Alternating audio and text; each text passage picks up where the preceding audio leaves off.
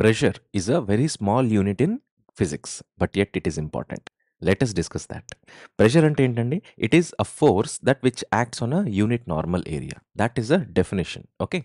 First definition wise chuddam. See, pressure is defined as a force acting normally on unit area of a surface. Simple. ఒక surface ఉంది. ఒక surface మీద suppose this is surface యొక్క what is this axis.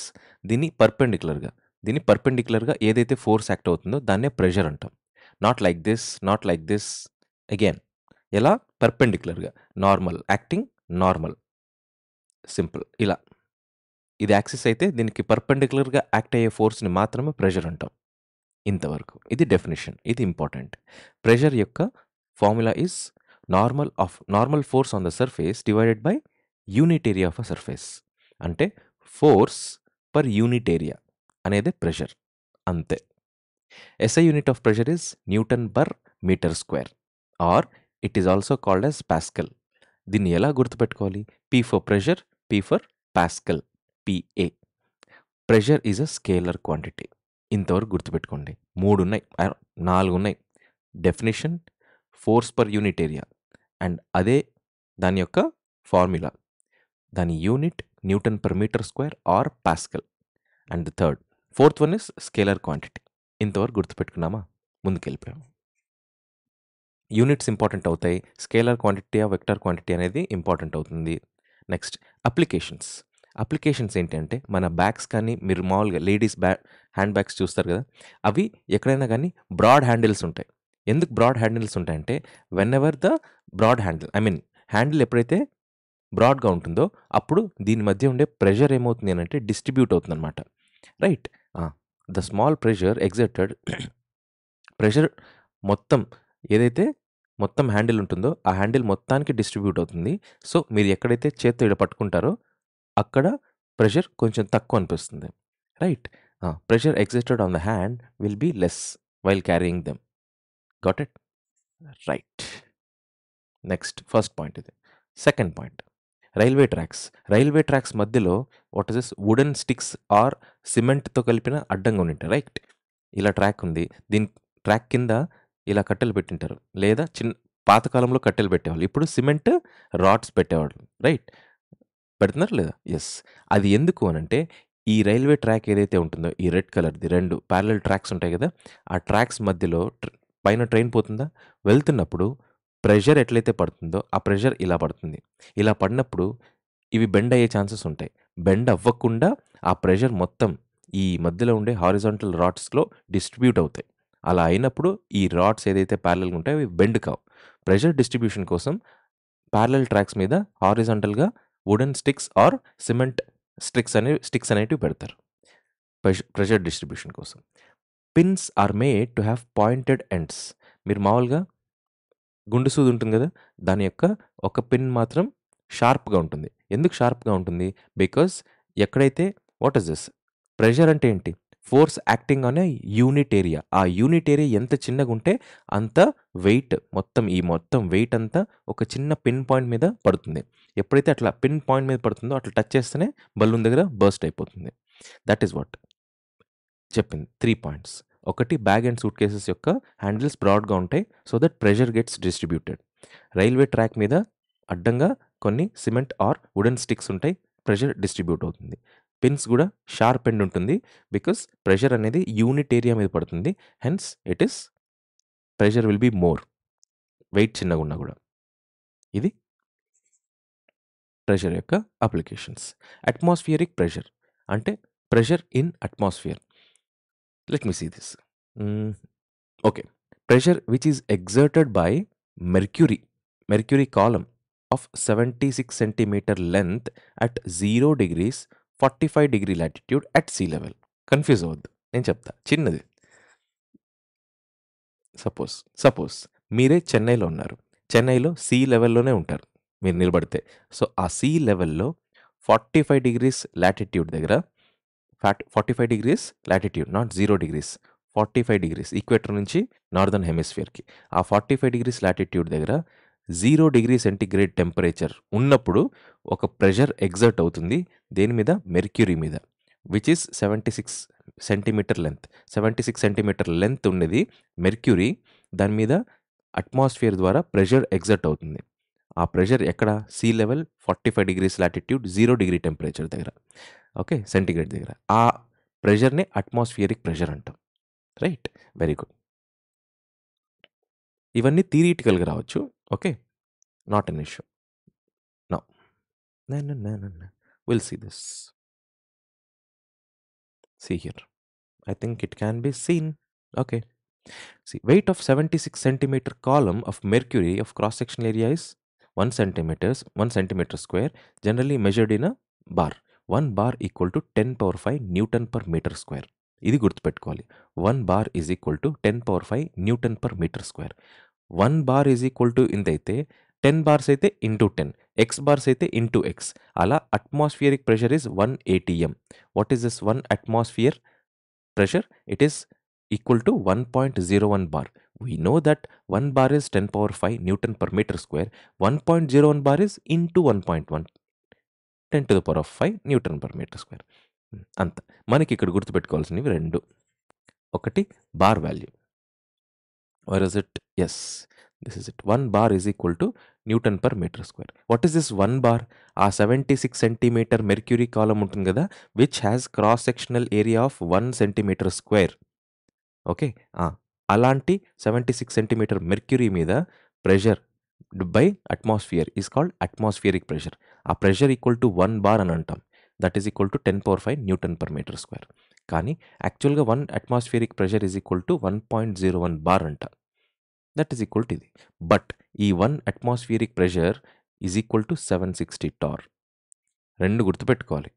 10 power 5 newton per metre square and 1.01 bar is equal to 760 tor. 1 tor, ఈ torr ఏంటి అని అంటే, it is a pressure exerted by mercury column of 1 mm length. 1 centimetre square cross sectional area ఉంటే 1 bar. 1 mm mercury column exerted on 1 mm length. ఇక్కడ చిన్నగా ఒక point తీసుకొని అది 1 mm లెంత్ ఉండాలి. ఆ 1 mm లెంత్ మీద ప్రెషర్ ఎగ్జర్ట్ అయ్యే ప్రెషర్ ఏమంటాం? 1 టార్ అంటాం. 1 mm గుర్తుపెట్టుకోండి, అక్కడ ఎగ్జర్ట్ అయ్యే ప్రెషర్ 1 టార్. Right, important. ఇలాంటి కన్ఫ్యూజింగ్ బిట్సే వేస్తాడు. Right, okay. నెక్స్ట్ ఇక్కడ వరకు అయిపోయింది. 1 టార్ తెలుసుకున్నాం, 1 బార్ తెలుసుకున్నాం. ఓకే, ఇక్కడ బార్ ఏంటో తెలుసుకున్నాం. Not that bar. Okay, atmospheric pressure decreases with altitude. First point అంటే ఏంటి? As we go on the top, I mean height పెరిగే కొద్దీ, ఆల్టిట్యూడ్ పెరిగే కొద్దీ అట్మాస్ఫియర్ అనేది తగ్గుతుంది. అందుకే అట్మాస్ఫియరిక్ ప్రెషర్ కూడా తగ్గుతుంది. That is why it is difficult to cook on mountain. That is why it is what is whenever a fountain pen, మీరు కూడా చిన్నగా ఉన్నప్పుడు కాదు, మా తాత వాళ్ళు ఉన్నప్పుడు ఫౌంటైన్ పెన్స్ ఉండేటివి. అవి జేబులో పెట్టుకొని మౌంటైన్ ఎక్కితే అట్మాస్ఫియరిక్ ప్రెషర్ తగ్గుతూ ఉంటుంది. తగ్గుతూ ఉన్నప్పుడు ఏమైపోతుందంటే అది లీక్ అవుతుంది. Fountain pen in the passenger gets leak. Okay, as a height of an ఏరోప్లేన్లో ఉన్నప్పుడు కూడా హైట్ పెరిగే కొద్దీ అది లీక్ అవుతుంది అనమాట. ఈ రెండు అట్మాస్ఫియరిక్ ప్రెషర్ తగ్గడం వల్ల వచ్చేటివి. ఒకటిది కుకింగ్ కష్టమవుతుంది, రెండోది fountain pen leaking. Atmospheric pressure is measured by, ఇది important, barometer. Measurement instruments are very important. Barometer అనేది అట్మాస్ఫియరిక్ ప్రెషర్ని మెజర్ చేస్తుంది. ఓకే, దీనివల్ల వెదర్ ఫోర్కాస్ట్ కూడా చేస్తామన్నమాట బారోమీటర్ ద్వారా. నెక్స్ట్ ఎట్లా చేస్తాము అంటే 3 రకాలు ఉంటాయి. బారోమీటర్ రీడింగ్ అనేది స్లోగా తగ్గిపోతూ ఉంది అని అనుకుందాం. ఓకే, స్లోగా తగ్గిపోతుంది అని అంటే వర్షం పడుతుంది అని బారోమీటర్ రీడింగ్. అదే బారోమీటర్ రీడింగ్ సడన్గా తగ్గింది అనుకోండి, అప్పుడు అది స్టామ్ అనమాట. బారోమీటర్ రీడింగ్ స్లోగా తగ్గితే slow fall, it is rain. Sudden fall ఉంటే స్టామ్. ఓకే, ఇవి రెండు తగ్గడం. పెరగడం, స్లోగా పెరుగుతోంది అని అనుకోండి బారోమీటర్ రీడింగ్ అంటే ఏంటి? It is the indication that the weather is clear. Okay, అంతే. స్లో రైజ్ వచ్చింది అని అంటే it is clear weather indication. ఇదంతా barometer. Everything is pressure in air. Now pressure in liquid, force exerted on unit area of wall or base of the container by molecules of the liquid is pressure of liquid. Okay, simple. ఆ liquid ఏదైతే ఉంటుందో ఆ liquid, suppose ఇది ఒక cylinder అనుకుందాం, దీంట్లో liquid వేసాం. Right, లోపల లిక్విడ్ మాలిక్యూల్స్ దీని యొక్క ఇంటర్నల్ వాల్స్ని ఎంత ఫోర్స్తో టచ్ చేస్తాయో ఇన్ యూనిట్ ఏరియా దాన్నే ప్రెషర్ ఆఫ్ లిక్విడ్ అంటాం. Okay, that's it. Now will discuss about this. These are all will discuss this. The pressure exerted by liquid at a depth h below the surface of liquid is given as P equal to h into d into g, whereas d is the density and g is the gravitational constant, h is the depth. Now దీన్ని బట్టి మనకు pressure అనేది directly proportional to what? Depth d or depth h. Pressure is directly proportional to density d. ఈ రెండు important. In liquid pressure is ఎంత depth పెరిగితే అంత pressure పెరుగుతుంది, అంతే కదా. మనం ఎంత మునిగితే అదే సీ లెవెల్ లోపలికి వెళ్తూ ఉన్నప్పుడు సీ డైవర్స్ ప్రెషర్ పెరుగుతుంది అని అంటాం కదా.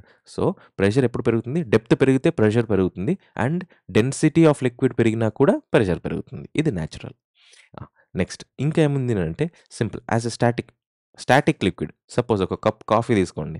ఓకే, అది నిలకడగా ఉంటుంది. నిలకడగా ఎప్పుడైతే లిక్విడ్ ఉంటుందో అప్పుడు pressure is equal and constant at any point and at all points.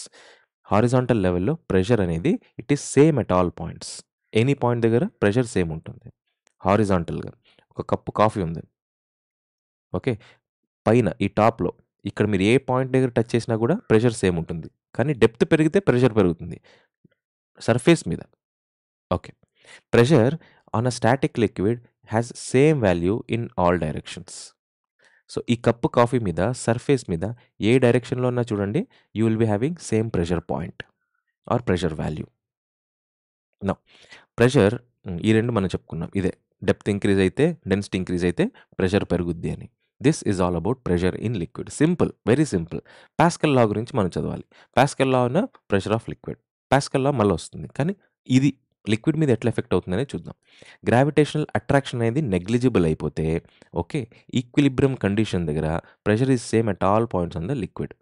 Suppose gravitational constant ఇక్కడ ఉంది కదా, P ఈక్వల్ టు హెచ్డిజీ. ఇది చూడండి. ఓకే, ఈ G అనేది కాన్స్టెంట్ అయితే, రైట్, ఈ G అనేది కాన్స్టెంట్ అయితే అప్పుడు ఈక్విలిబ్రియం పొజిషన్ అంట. అంటే same depth and same density ఉన్న లిక్విడ్. ఈక్విలిబ్రియం పొజిషన్ అంటే సేమ్ డెప్త్ సేమ్ డెన్సిటీ ఉండే లిక్విడ్ దగ్గర గ్రావిటేషనల్ కాన్స్టెంట్ సేమ్ ఉంటే అదే గ్రావిటేషన్ నెగ్లిజిబుల్ ఈక్విలిబ్రియం పొజిషన్. అక్కడ pressure pressure is same at all points of liquid. ఇది ముందే చదివాము కదా సార్ అంటే, ఎస్, ఇక్కడే చదివాము, ఫస్ట్ 2 పాయింట్స్లో చదివాము. మరి అదే పాస్కల్ లా గురించి కూడా పాస్కల్ లా కూడా చెప్తుంది అంట. ఓకే, కానీ ఎక్స్టర్నల్ ప్రెషర్ అప్లై అయితే టు ఎక్స్క్లోజ్డ్ కాదు, ఇది ఎన్క్లోజ్డ్. ఎక్స్టర్నల్ ప్రెషర్ అనేది చెప్పాను కదా, సిలిండర్ లోపల వాట్ ఇస్ దిస్ లిక్విడ్ ఉంది, దాని మీద ఎక్స్టర్నల్ ప్రెషర్ కింద అప్లై అయితే అప్పుడు it is transmitted undiminished to every direction. అంతే కదా, ఎక్కడ సైడ్ ప్రెషర్ పడుతుందో అక్కడ సైడ్కి the liquid will be transmitted and the pressure will also be getting transmitted undiminished. తగ్గకుండా ఎంత ప్రెషర్ అయితే అప్లై చేస్తారో అంతే ప్రెషర్ డిమినిష్ కాకుండా ట్రాన్స్మిట్ అవుతుందంట. హైడ్రాలిక్ లిఫ్ట్ ఇది ఇంపార్టెంట్ కాదు, ఇది important. Hydraulic lift, hydraulic press, hydraulic brake work on Pascal law pressure, right. దీని తర్వాత ఫ్లోటేషన్ ఉంటుంది, not ఫ్లర్టేషన్, it is flotation. Flotation, surface tension, Young's modulus and elasticity ఇవన్నీ చాలా important. Yet this becomes basic and conventional part of physics and this will be dealt very cool in a very short way. చూడండి, కావాలంటే మీరు చదివితే ఎంత ఎఫెక్టివ్గా ఉంటుందో అంతకి 10% are 5% ఎక్కువ ఎఫెక్టివ్గా చెప్పే బాధ్యత నాది. Thank you. I shall meet you in the next video lesson. Bye.